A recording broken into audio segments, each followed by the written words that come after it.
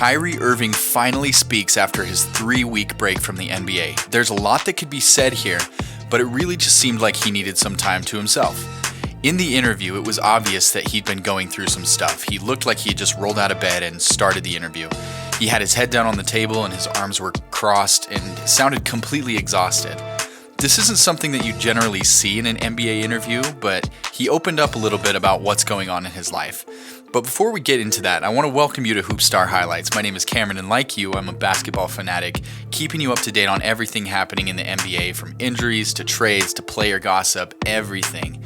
So if you're new here, don't hesitate, give the video a like and subscribe to the channel if you're feeling dangerous.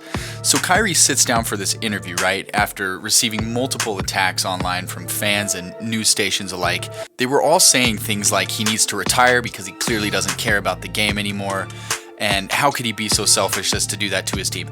Now, I understand that Kyrie has been a fairly non-traditional player throughout his career, but this was odd for someone who shows up and is there for his teams. In the interview, the reporters immediately started hounding him with questions as to why he vanished, leaving his team on red. He responded by saying he just needed some time due to personal things and family issues. Now, the funny thing about reporters is that you could literally give them your answer straight up as to why you did or didn't do something, and they will still come back trying to get more information out of you. Because that's exactly what happened. They started asking him about whether or not he will still find joy in playing the game of basketball, which is a pretty bold question considering the fact that basketball has pretty much been Kyrie's life.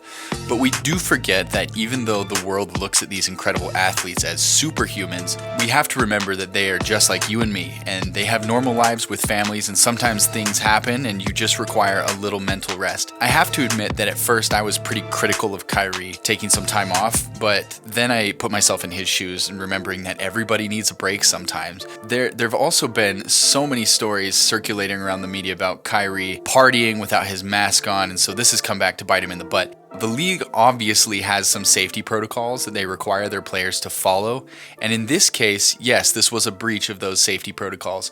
When asked about this in the interview, he literally answered by saying, "I'm happy to be back." Wouldn't it be so fun to just shut down a reporter when they try to pry into your personal life? But what we can conclude from that is that Kyrie did know that he was in the wrong, but refused to comment on it. Another story recently surfaced in the last couple of days regarding Kyrie and his kindness with his money. Reports that Kyrie had purchased the family of George Floyd a new home.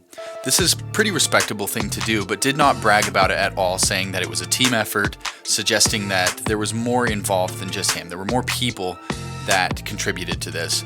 He then shared that he was just trying to do his part to take care of a struggling community, which in my opinion is respectable. So what would you do with your money if you made as much as Kyrie Irving? Leave your thoughts in the comment section below. I can't wait to see what you would do with millions of dollars. As far as his return to the Nets goes, he was expected to practice with the team today before they suit up for their game against the Cleveland Cavaliers tomorrow.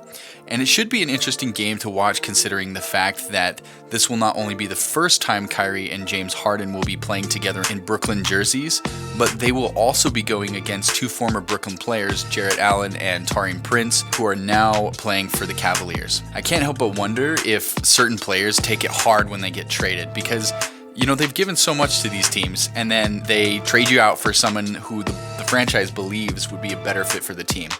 But I don't believe that this will be a bad matchup at all, since Cleveland is also rebuilding their team slowly. Only time will tell how Jarrett Allen and Taurean Prince will perform with the Cavaliers, but we're excited to see it. That's it for today's video, guys. As always, thanks so much for watching. Don't forget to subscribe to Hoopstar Highlights and check us out on Instagram. Why not?